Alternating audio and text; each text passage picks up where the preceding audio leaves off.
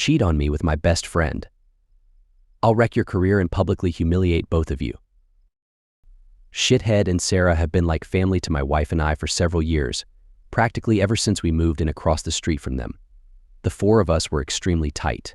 Our kids are the same age as theirs and are all good friends. We were one big family unit. We did dinner together a few times a week. We went on vacations together. I truly saw Shithead as a brother, and my wife and Sarah were very close too. 5 months ago, I was completely blindsided by the discovery of an affair between my wife and Shithead. My wife had left her email open on our computer, and I saw an email from her to her longtime therapist saying that Shithead would be joining her at an upcoming session again. WTF?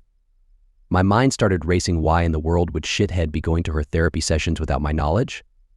I did a search and found some other emails to and from the therapist proving that Shithead had been going to sessions together with her for about 6 weeks. I checked our mobile phone account and discovered that, since late summer, they had been exchanging hundreds of texts every day, peaking at nearly 500 a day by the holidays.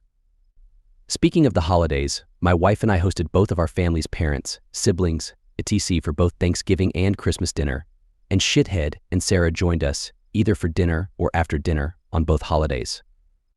Text records showed that the entire time that they were at our house celebrating with our families, my wife and Shithead were texting each other across the room. They were doing that pretty much every time the four of us hung out, for months. And, all day, every day, just in general. But what bothers me the most is that they were doing it with Sarah and I right there. I confronted my wife with the evidence, and she admitted that yes, she and Shithead had fallen in love. It just happened.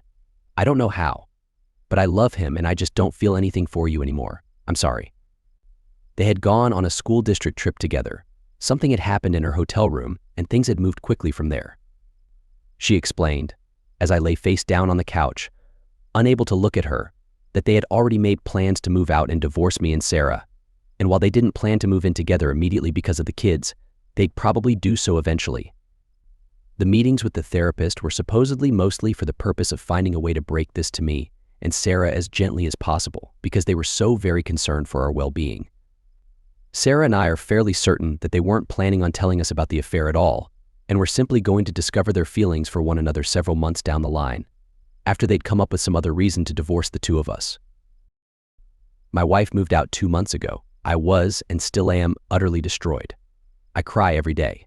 I cried writing the first few paragraphs of this story just now.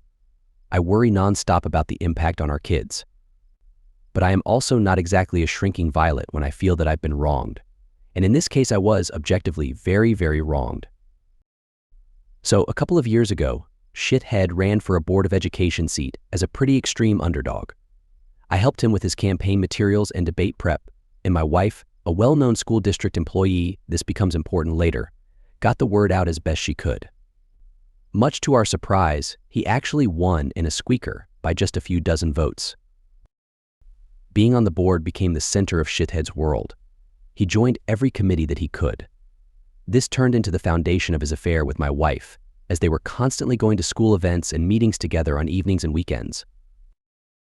Once I discovered the affair, my thoughts turned pretty quickly to revenge, and it occurred to me that an extramarital affair between a member of the Board of Education and an employee of the school district was at least bad politics and possibly violated district policy. Making things far worse for them was that my wife was in the running for an open administrative position, and everyone knew that she was more or less guaranteed the job and the major pay raise that came with it. She had just finished her master's degree in school administration at the urging of her principal and the superintendent so that she could be promoted to this specific position. I had plenty of evidence of the affair texts from both of them admitting to it, text records showing that they were texting hundreds of times a day, emails to and from the therapist, etc. I considered simply emailing all of the evidence to the board and the superintendent, but felt like I, as the grieving, betrayed spouse, might not be seen as a credible source. So instead, I invented a fictitious furious friend who was planning on showing up to the next board meeting and publicly shaming the two of them for their affair. I told my wife that I'd tried to talk this person down but couldn't guarantee that they wouldn't show up and humiliate them publicly. As I expected, this led Shithead to conclude that the only option was for him to preemptively admit the affair to the board. The superintendent subsequently recommended that shithead resign, which he did. Sarah said that he was utterly humiliated and crushed, and barely got out of bed for a few days afterward. Once word of the affair and shithead's resignation started getting around, the superintendent, a longtime friend of both my wife and shithead, contacted my wife and tearfully informed her that it was no longer politically appropriate for her to be promoted to an administrative position within the district. The position that had been lined up for her was later filled by an outside candidate. This sent waves of confusion and rumor throughout the district, as it was pretty well known that my wife was getting the job. The day after she was informed that she wasn't getting the promotion, my wife and I, despite our crumbling marriage, took our son out to breakfast together on his birthday, and a parent stopped by our table to congratulate her on her new role. She said thanks, then excused herself to go cry in the bathroom for a while. I let the dust settle for a couple of weeks, and then, right before my wife moved out, let them in on my little secret. There was never a furious friend threatening to expose them in the first place. Just me. Word of all of this has gotten around our fairly small town, which shithead grew up in and my wife has worked in for nearly 20 years. My wife refuses to talk to me about how things are at work now, but I've heard from some people I know in the district that her formerly spotless reputation has taken a major hit. Shithead, formerly a gregarious social presence in our neighborhood and at events and pubs in town, has completely gone underground and barely emerges to mow his lawn. He's moving out soon to a shitty little townhouse, which is all he can afford due to all the child support he's going to have to pay his wife. My wife and shithead claim that they plan on trying to make things work together, despite all the public humiliation. I wish them lots of luck with that.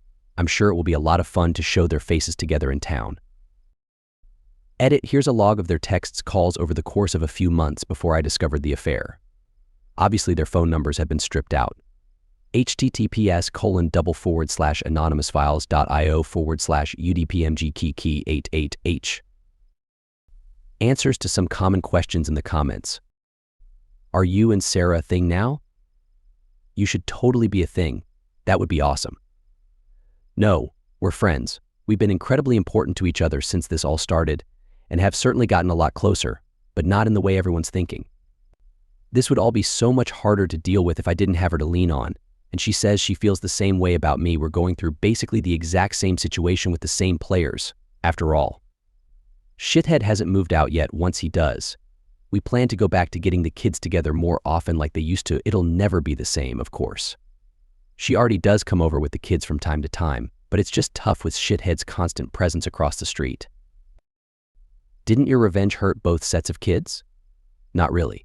Shithead has a day job. The Board of Education was his hobby and his passion, but this didn't affect his income at all.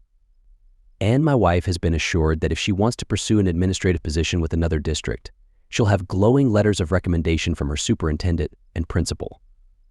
It'll mean giving up a lot of work relationships in the process, but given the hit her reputation has taken, I'm guessing she makes that jump sooner rather than later. In the meantime, not moving to an administrative job means that she still has summers off with the kids. Why do you call her your wife instead of your former wife? We're working our way through divorce mediation, but it isn't final yet. We'll be soon. Why didn't you notice all of the texting your wife was doing? Well, I did.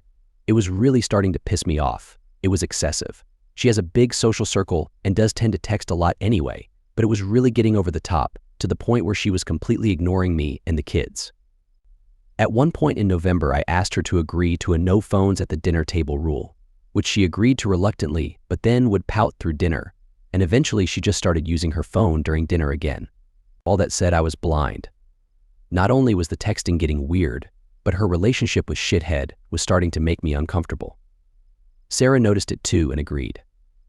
We confronted them a couple of times about it directly, and they both swore up and down that it was just school stuff that they were talking about. There was nothing else going on. And for whatever reason, we believed them, probably because the mind tends to refuse to see things that it doesn't want to see. Update. Well, at the time that I posted the original story, I was obviously a wreck. Things actually got significantly darker for a while after that. My ex decided to start bringing shithead around our kids just a few months after she moved out, which was really hard for me to deal with. I'd never really dealt with serious depression before, but things got bad enough that my doctor more or less forced me to start on an antidepressant, because I admitted to him that I was thinking about suicide pretty frequently.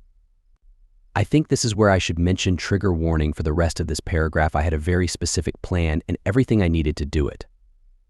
The one thing that gave me any kind of relief was telling myself that if life got any more unbearable, I had a way out. So yeah, shit got bad. But I'm still here, and thankfully I don't think about that option anymore. I reluctantly decided to dip my toe into the online dating world, and after a number of short-term things that didn't pan out, I actually connected with someone. We'll have been together for 2 years next month. She's absolutely amazing. We don't live together, and for the time being we're both good with seeing each other a few times a week. Would I love to see her more? Yep. Am I ready to live with someone again and go all Brady Bunch with our respective kids? I'm not sure. For the time being, we have a lot of fun together, and that's more than good enough for me. As far as things stand with my ex and shithead, they're still together, but there seems to be trouble in paradise because my kids report that they almost never see him anymore. My kids don't like him at all, and they just avoid him when he's around, according to my older one. When all of this started, she had seemed confident that they'd be living together pretty soon, but they still don't, and as far as I know, there are no plans in the works for that. They did buy a boat together, which I find hilarious for some reason. It just seems like the classic affair couple thing to do. Sarah took a long time to accept that her marriage was truly over, but once she did, she really did an admirable job of moving on. She engrossed herself in home improvement projects. She remains the same incredible mom that she's always been, and she's been in an AFWB-type relationship, which is all she wants right now, with a nice, funny guy for almost 2 years. We hang out here and there, especially when my pool is open in the summer. We aren't nearly as dependent on each other as we were in the beginning, but we're still close friends. And no, still nothing more than that, which I'm glad about, because the one thing this situation definitely never needed was more drama. My ex left the school district she was working for and took a job in a neighboring district. I have no idea what shithead is up to, nor do I care. I hardly ever see him except at the occasional school event. For a while there, I was worried that he'd look at me the wrong way, and I'd wind up in jail for knocking him out in an elementary school cafeteria or something.